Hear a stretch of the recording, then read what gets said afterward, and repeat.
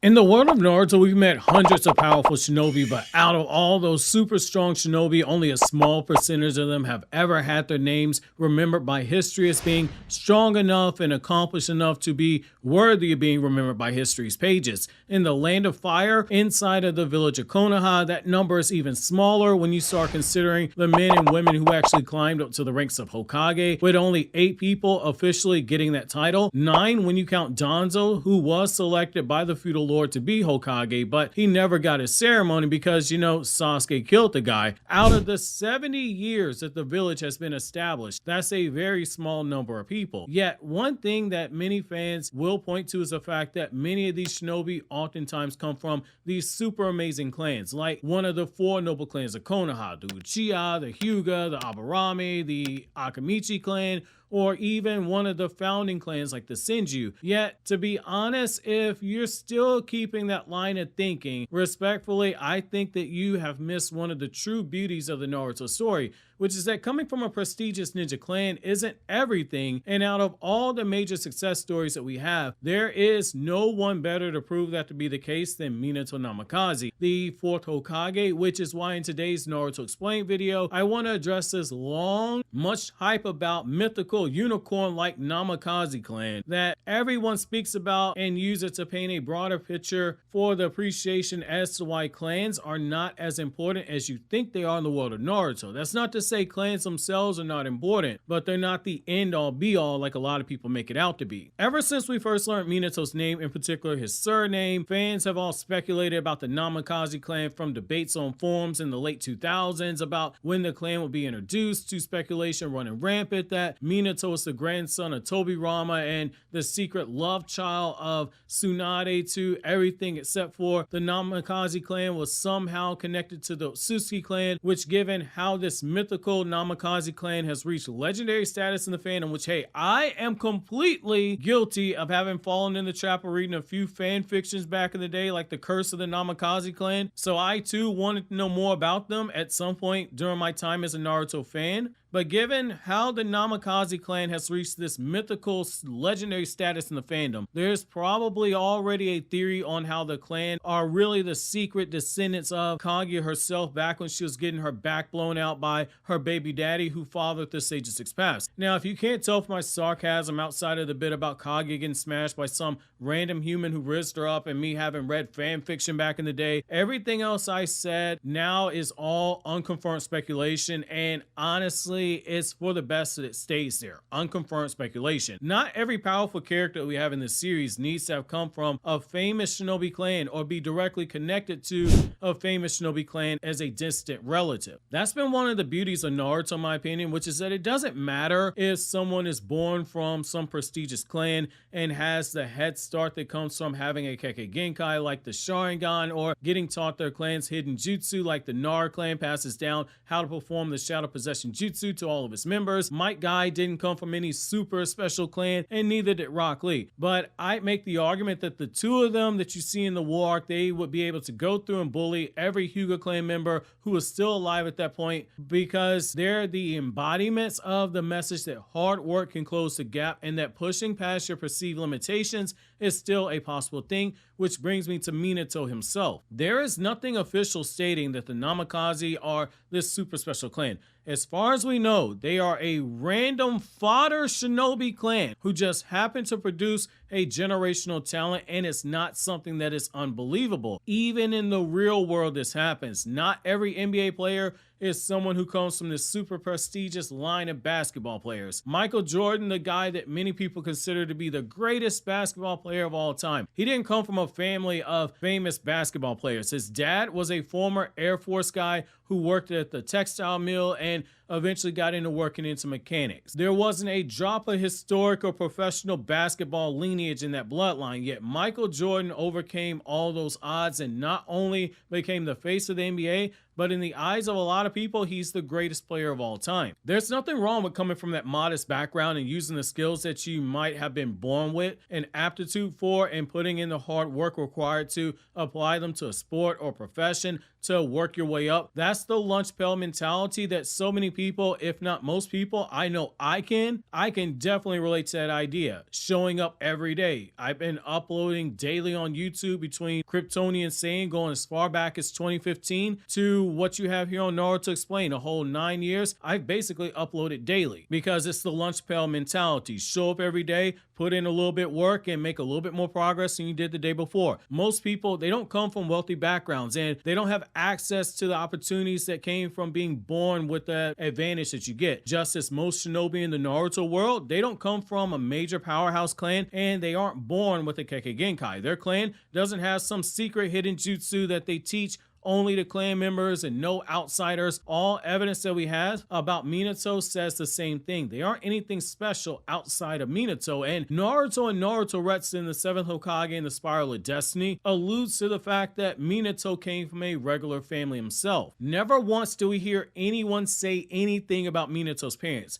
In the span of a whole 700 chapters of Naruto and the 10 bonus chapters that we got in Naruto Gaiden, the 7th Hokage, and the Scarlet Spring, better known in Boruto's anime as the Shinuchiya arc, we didn't hear even a passing peep about the Namikaze or who Minato's parents were. If they were of any importance or any significance, they would have had something said about them in passing, like how we heard Kakashi's father more than once name dropped in the series. In the manga himself, Kakashi never touted, hey, my father is super famous. My father was stated to have rivaled the collective power of the legendary Sannin. It was through people like Chiyo and Minato that we learned of how great Kakashi's father was. Even with Naruto, long before we ever see Minato as anything other than a photo on the Hokage wall like you see in the Chunin exams when Anko's saying, it's a shame Orochimaru's back because if the 4th Hokage was here, he could deal with Orochimaru. Back when we were still seeing Minato as a stone face on the Hokage monument, eventually over time, we got told who Naruto's parents were. Jiraiya and Tsunade are literally gushing about Minato and Kushina right before Jiraiya leaves Konoha to investigate Pain's location. Minato got confirmed to be Naruto's father, with Tsunade calling out Jiraiya on wanting to teach Naruto overpowered jutsu so he can make him just like his father, while she, on the other hand, is gushing about Kushina's skills as a ninja, and Jiraiya pretty much backs up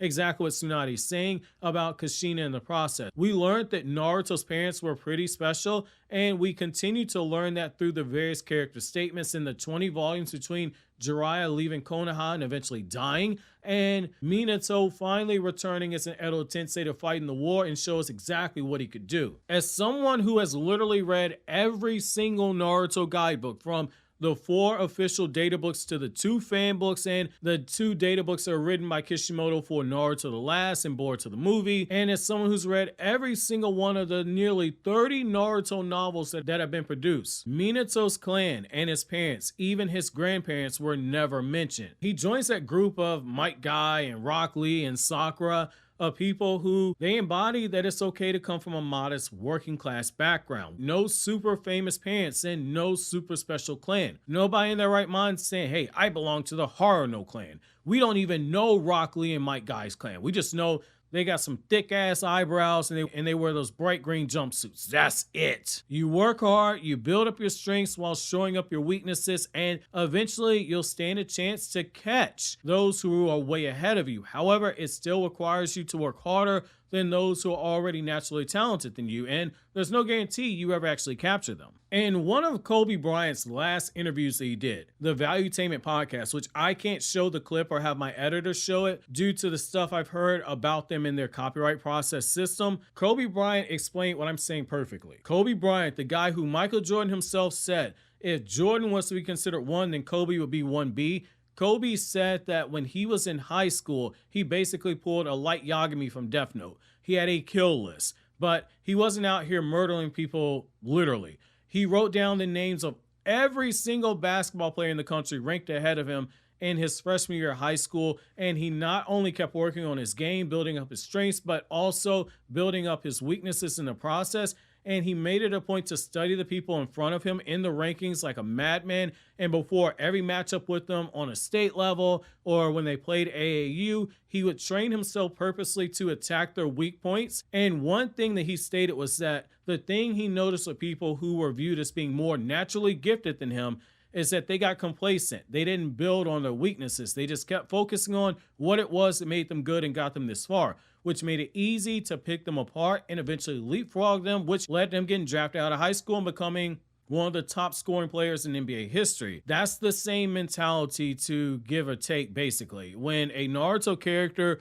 is born from a fodder clan or an average clan, they have to work harder than some random Uchiha in order to get ahead. Yes, Minato was naturally talented on his own. Jiraiya pretty much says it more than once. When Minato was Naruto's age, he was a talent unlike anything he'd ever seen before, but it was still on Minato to charge forward, to learn the jutsu that he did, put in the work, and it was unnatural, and it speaks volumes to his potential if he never died, if we're being honest here, because Minato died before he ever reached his prime. He was only 24 when he died. In the Minato one-shot manga, the two Jinchuriki who Team Jiraiya were fighting against, the 4 and the 5 tails, they didn't see Minato and go, oh crap, it's the Yellow Flash, everyone run away. They looked at Minato, they looked at Jiraiya, and they laughed off that entire team, saying that if they wanted to stand a chance against them, they should have brought Kushina there and used the 9 tails, and Jiraiya knew as much. Hence, he told Minato, use the Flying Raijin and teleport them out of there. Minato, at that point in time, might have known the Flying Raijin, and he might have mastered the basic mechanics of the jutsu,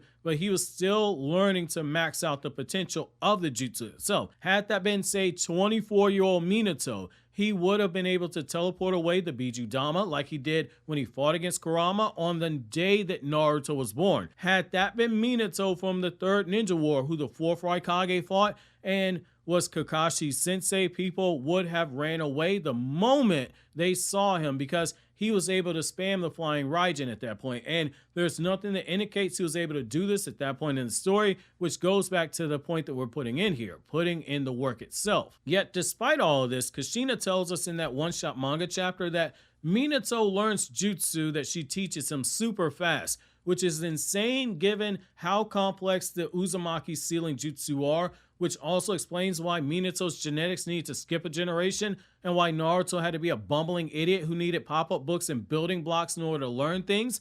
I personally think that that's the beauty of Minato's character. Yes, he was a genius, but he still shows that even some fodder like Iwabe and Boruto, they still have a chance when he says that he wants to be the Hokage one day. Out of all the people who became Hokage, Minato was the only one who didn't come from a famous clan or have a famous father. Let that sink in and really think about that for a second. Repeat those words back to yourself, because I don't see enough people mention that when they talk about Minato. Hashirama was called the god of shinobi. He was the leader of the Senju clan, the only clan that could effectively fight against the Uchiha. It's the whole reason why when people hired the Uchiha, they hired the Senju, because they could balance it out. Tobirama came from that same clan, and Izuna can attest to it. He's a professional Uchiha slayer. Tobirama cut that boy up and served him up to Madara, and that's how Madara got his EMS. Here is in, you might go, okay, wait, there's nothing special about the Sarutobi clan, except for there is. People let recency bias with Konohamaru being fodder and Boruto cloud their judgment. When Hashirama and Madara were talking about the village they just formed, and they're sitting on that mountaintop that became the Hokage monument, Madara not only knows who the Sarutobi clan are when Hashirama tells them that they're joining the village, but he's shocked that they're joining the village they're founding. Tsunade was not only the granddaughter of the leader of the Senju clan, the first Hokage Hashirama, but also the granddaughter of Mito Uzumaki, who on top of becoming the 9 Tails Jinchuriki, the strongest of the 9 Biju, but also she came from the Uzumaki clan, who was so feared that their entire clan was wiped out. Then you have Kakashi, the son of a famous father whose name was known by all 5 nations, and it was stated that he had the power to rival the collective power of the legendary Sannin trio. Naruto is the son of Minato, a former Hokage, but also a member of the Uzumaki clan, a famed clan in the ninja world, even though there aren't a ton of survivors from the Uzumaki clan massacre. and Naruto just happens to be Ninja Jesus, Ninja Buddha, Ninja Jehovah, Ninja Allah, Ninja Shiva, and whatever god that you want to bring up, because we equal opportunity troll over here on this channel. So whatever your religion is, Naruto's probably god for it too. Might as well call Naruto the Ninja Mount Olympus while we're at it, since I'm watching Percy Jackson on Disney Plus because I'm a fan of the Percy Jackson books. Minato is the only one on this list with no famous clan and no famous father. Even Shikamaru, he's part of the 4 noble clans of Konoha. Even Shikamaru doesn't catch a break. Minato is just a guy who entered into the academy like everyone else and worked his way up the ranks. He was blessed with his own natural talent, and that genius IQ might only show up once in the entire lifespan of that family bloodline, and that's fine. It happens. Not every character needs to come from a famous clan. But interestingly enough, when you look at Minato, you realize 2 things. Naruto, by his own words, in that Naruto Retsun, the 7th Hokage, and the Spiral of Destiny story, which I've covered start to finish on a playlist on this channel on the homepage in the Naruto novel section. Check that out if you want to find out more about that story. Naruto concedes privately to Kurama that he believes had Minato been allowed to live and reach his prime, he would have surpassed him in power despite not being a blood of a famous clan and not having a Biju inside of him like Naruto did. Which, considering how strong Naruto has gotten, that is high praise for Minato's character. And if you're curious to see how Minato stacks up in battle with Hashirama, you'll want to click on this link on the screen.